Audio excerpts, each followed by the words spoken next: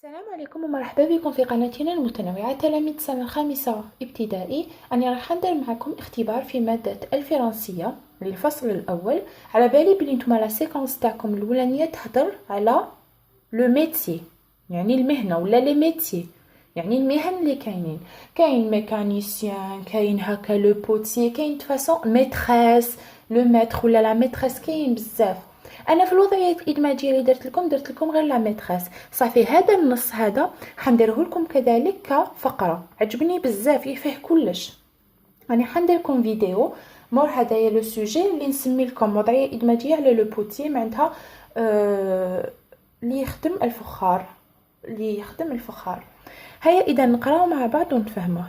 لو بوتي، وهذا النص تقدروا تراجعوا به للاختبار ما بين النصوص اللي ترجعوا بها، ماشي غير هذا. لو بوتيي معناتها اللي يخدم الفخار، est un artisan معناتها حرفي. il travaille dans un atelier يخدم في ورشة. il travaille معناتها يخدم dans un atelier معناتها في ورشة، معناتها هكا بيت صغيرة، يعني كراج صغير يخدم فيه. il utilise la terre glaise. il utilise la terre glaise معناتها يستعمل الطين.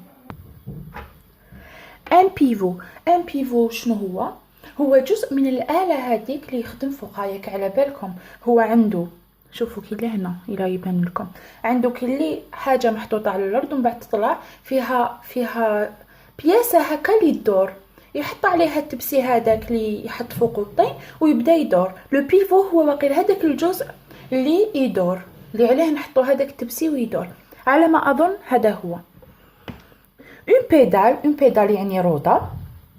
اي ان فور معناتها فرنو اللي ينشف فيه الطين تاعو.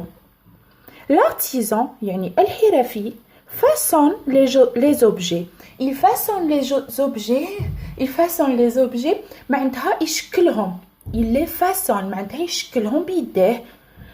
ah voilà avec les doigts de la main.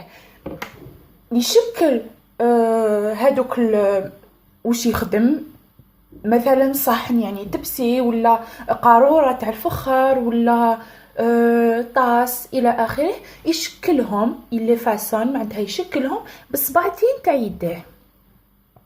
ensuite من بعد il les met dans un four، يحطهم داخل الفرن pour les faire cuire et sécher، باش يطيبوا وينشفوا. باسكو الفخار باش يولي فخار كيما الحصالات اللي عندكم في البيت تاعكم، ولا هذاك الطاس اللي يديروا فيه الماء وتفرغوا فيه، ولا التباسه تاع الفخار الى اخره، هادوما كامل لازم يطيبوا وينشفوا باش يوليو تقدروا تستعملوهم. ولا هذاك اللي نطيبوا فيه المطروع كذلك مخدوم من الفخار. il retire les objets et les décore à l'aide d'un pinceau et de la peinture pour les vendre. il retire معناتها يعاود يجبد les objets هادوك اللي خدمهم، et les décore معناتها كيش يقولوا يزخرفهم، يدير عليهم زخرفه، يزينهم. فوالا et les décore يعني يزينهم à l'aide d'un pinceau معناتها بمساعده فرشات. لي بانسو اللي ترسموا بهم كيما نتوما اللي ترسموا بهم. بون هو عنده سبيسيال تاعو de la peinture ou la peinture pour les vendre باش يبيعهم. le potier produit des poteries différentes. le potier هذا الفخاري هذا اللي يخدم الفخار، il produit des poteries معناتها هادوك اللي يشكلهم من الفخار نقولوا لهم دي بوتوري. كيما داروا دو بوين، هما رايحين يعطوكم امثله. لي فاز كيما اللي يديروا فيهم لي فلور الورد. دي زاسيات معناتها تباسه. اي بوكو دوطر بيل شوز اون ارجيل، وبزاف حاجات واحده اخرى اون ارجيل معناتها من الطين. هيا نعاودو نقراوه مع بعض. لو بوتي est un artisan.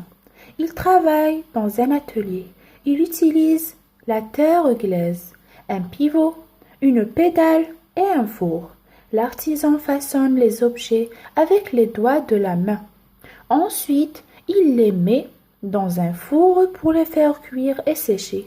Il retire les objets et les décore à l'aide d'un pinceau et de la peinture pour les vendre.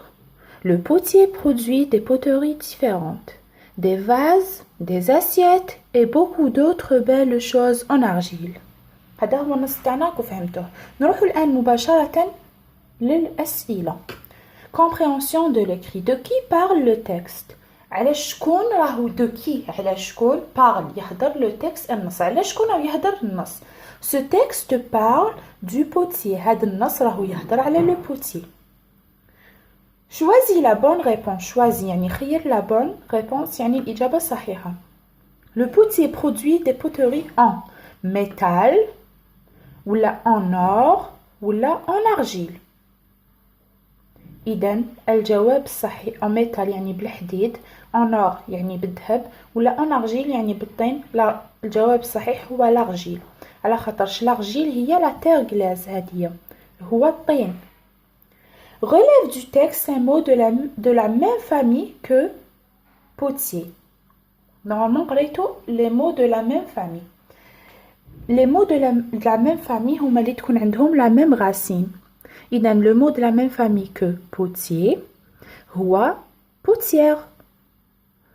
تقدروا كذلك ديروا poterie. هادو كامل سي دي mots de la même famille عندهم la même racine. شوفوا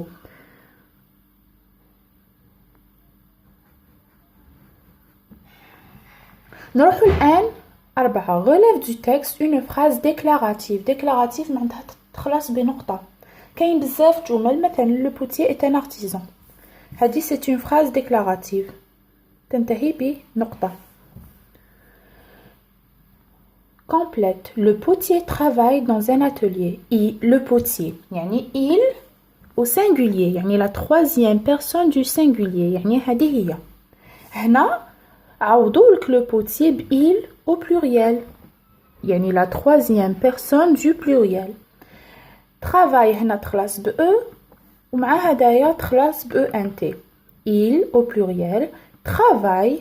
هاي ليك عاود كتبتها لكم هنا بس حنا ما كفتنيش بلاصه. Travaille dans un atelier. Écrit est ولا est عندهم نفس ننطقوهم بنفس الطريقه، ما بصح المعنى تاعهم مختلف. هاد الاي يعني و. مثلا j'ai mangé une pomme et une banane et des abricots. et هذيك يعني وكليت une pomme تفاحة وحبة بنان ومشماش إلى آخره. et une orange وتانيك حبة تشينا. et يعني هاد الاي واش معناتها و. اما الاي هاديه الاي هادي وشنو؟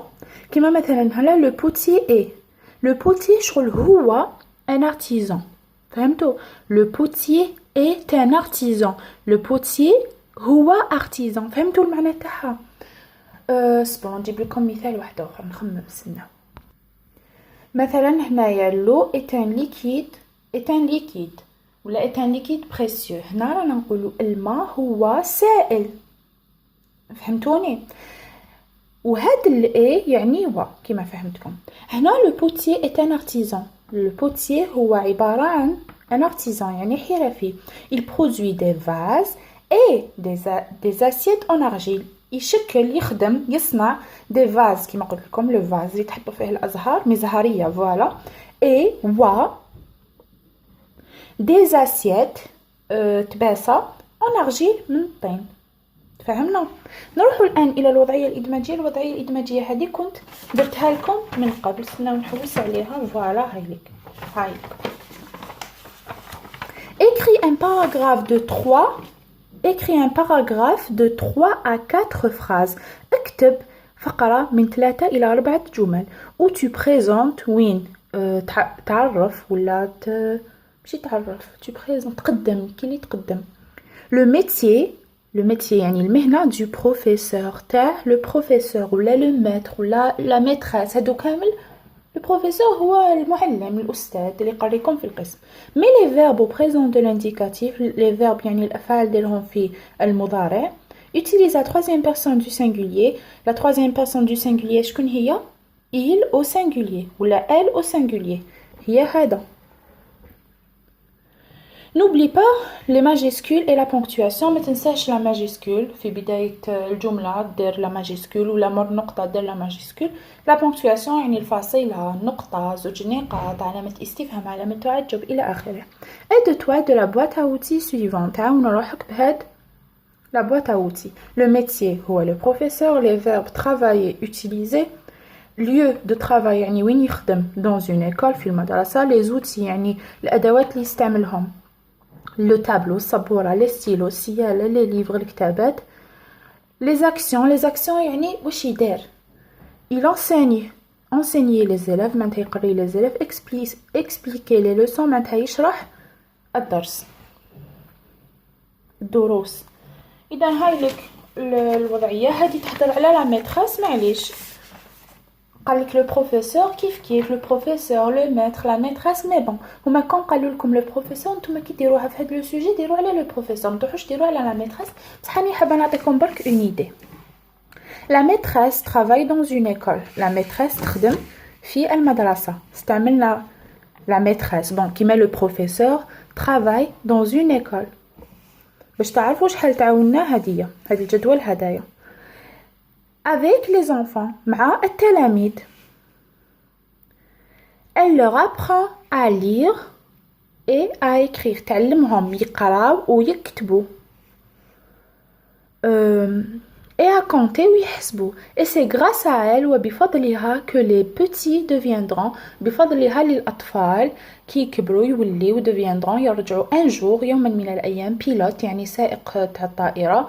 plombier معناتها يخدم لي تويو تو و مينيستر معناتها وزراء يرجعوا وزراء. هذه هي الوضعيه الادماجيه. كنت فهمتها لكم فيديو من قبل على داك ما طولتش فيها. روحوا الفيديو وعاودوا شوفوها. اذا هذا هو الموضوع تاعنا اللي درت لكم اليوم. نتمنى تكونوا فهمتوني مليح. اي حاجه ما فهمتوهاش في التعليقات قولوا لي. مع السلامه وبالتوفيق ان شاء الله.